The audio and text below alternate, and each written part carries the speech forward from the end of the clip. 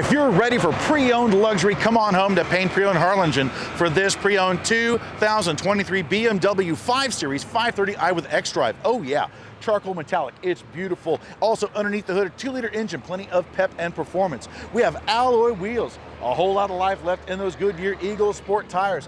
We've got electric front row seats with the extensions right there. Oh yeah, I love that. Now, here's our navigation for all of our apps and everything. We do have our center console shifter. Also, we do have different sport modes and whatnot, connectivity, wireless charging, our climate controls, radio controls, big screen, and also navigation. Why? Because it's mirrored right there on the digital driver station.